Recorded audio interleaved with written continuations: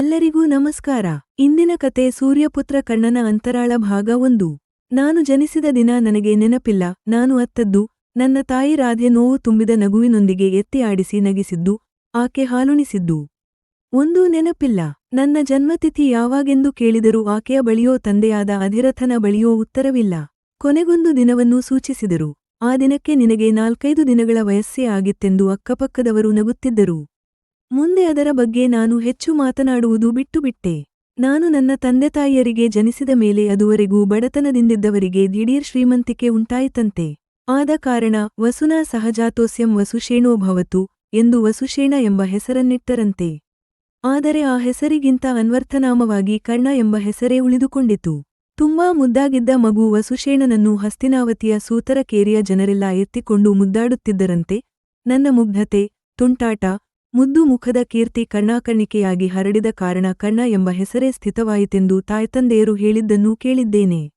ಈಗೀಗ ಕರ್ಣ ಎಂದರಷ್ಟೇ ನನಗೆ ನನ್ನ ಹೆಸರೆಂದೆನಿಸುವುದು. ವಸುಷೇಣ ಎಂದರೆ ಯಾರದ್ದೋ ಹೆಸರೆಂಬ ಭಾವ. ಕಿವಿಯಲ್ಲೊಂದು ಸುವರ್ಣಕುಂಡಲ, ಎದೆಯ ಮೇಲೆ ಗಟ್ಟಿಯಾದ ಸುವರ್ಣಕವಚವೂ ನನಗೆ ಬುದ್ಧಿ ತಿಳಿದಾಗಿನಿಂದಲೂ ಇತ್ತು. ಅದು ಜನ್ಮತಃ ಇತ್ತಂತೆ. ಆ ವದಂತಿಯನ್ನು ನಂಬದಿದ್ದರೂ ಸ್ನಾನದ ಹೊತ್ತನ್ನುಳಿದು ಉಳಿದ ಸಮಯದಲ್ಲೆಲ್ಲ ತೊಟ್ಟುಕೊಂಡಿರುವುದು ಅಭ್ಯಾಸವೇ ಆಗಿಹೋಯಿತು.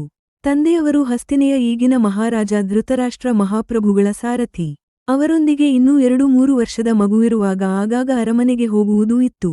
ಅಂಧರಾಗಿದ್ದರೂ ಪ್ರಭುಗಳು, ಅವರ ಸಹೋದರರಾದ ಆಗಿನ ಮಹಾರಾಜ ಪಾಂಡು ಎಲ್ಲರೂ ಶಸ್ತ್ರಾಭ್ಯಾಸವನ್ನು ಮಾಡುವುದನ್ನು ಕಂಡರೆ ಮನಸ್ಸಿಗೇಕೋ ಅನೂಹ್ಯ ಆನಂದವಾಗುತ್ತಿತ್ತು.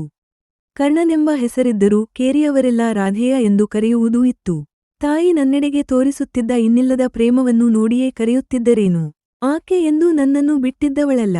ಹಲವಾರು ವರ್ಷಗಳ ಬಯಕೆಯ ನಂತರ ಹುಟ್ಟಿದವನಲ್ಲವೇ? ನಮ್ಮ ತಂದೆಯವರು ಸಾರಥಿಯಾಗಿದ್ದರೂ ನಮ್ಮ ಕೇರಿಯಲ್ಲಿ ಹಲವಾರು ಜನ ರಥವನ್ನು ತಯಾರಿಸುವವರೂ ಇದ್ದರು. ಕುದುರೆಗಳನ್ನು ಸಾಕುವವರೂ ಇದ್ದರು. ಸ್ವಲ್ಪ ದೊಡ್ಡವನಾದ ಮೇಲೆ ಅವರಿವರ ಕಣ್ತಪ್ಪಿಸಿ ಅವುಗಳನ್ನೇರಿ ಓರ್ವ ರಾಜಕುವರನಂತೆ ವರ್ತಿಸುತ್ತಿದ್ದೆ. ಅದನ್ನು ಕಂಡರೆ ತಾಯಿ ಕಣ್ಣೀರಾಗುತ್ತಿದ್ದಳು, ತಂದೆ ಕಿವಿಹಿಂಡಿ ಬೈಯುತ್ತಿದ್ದರು, ಕಂಡವರು ನಗುತ್ತಿದ್ದರು. ಸೂತನಿಗೆ ಅದು ನಿಷಿದ್ಧವೆಂದು. ಪಾಂಡು ಮಹಾರಾಜರನ್ನು ವಿವಾಹವಾಗಿ ಕುಂತಿದೇವಿ ಹಸ್ತಿನೆಗೆ ಬಂದರು. ಏಕೋ ಮಹಾರಾಣಿಯೆಡೆಗೆ ಆಕರ್ಷಣೆ ಉಂಟಾಗುತ್ತಿತ್ತು. ಒಮ್ಮೊಮ್ಮೆಯಂತೂ ಅವರ ಕಾಲಿಗೆರಗಬೇಕು, ತೊಡೆಯ ಮೇಲೆ ತಲೆಯಿಟ್ಟು ಕನಸು ಕಾಣಬೇಕು.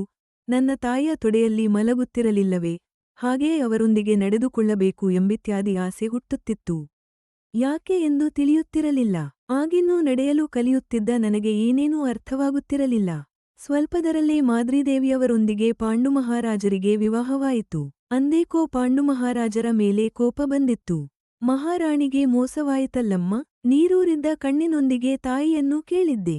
ನನ್ನ ಕೇರಿಯಲ್ಲಿ ಹೆಚ್ಚು ಮಡದಿಯರನ್ನು ಹೊಂದಿದವರಿರಲಿಲ್ಲ. ನಮ್ಮ ಆರ್ಥಿಕ ಸ್ಥಿತಿಗತಿಗೆ ಅದು ನಿಲುಕದ ವಿಚಾರ. ಆದರೆ ನನ್ನ ತಾಯಿ ನಕ್ಕುಬಿಟ್ಟಳು.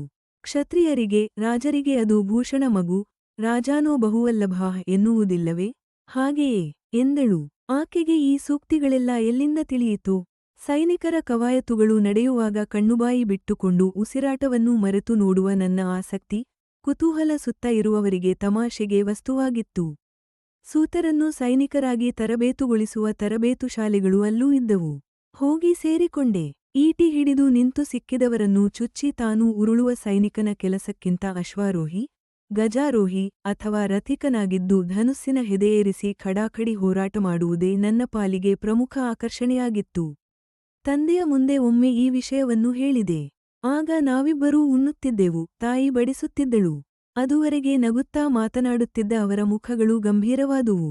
ಮುಖ ನೋಡಿಕೊಂಡರು. ತಂದೆಯವರು ಊಟ ಮಾಡುವುದನ್ನೂ ನಿಲ್ಲಿಸಿ ನನ್ನ ಮುಖವನ್ನೇ ದಿಟ್ಟಿಸಿ ನೋಡಿದರು. ಯಾಕೋ ಆ ಮೌನ ಅಸಹ್ಯ ಎನಿಸಿತು.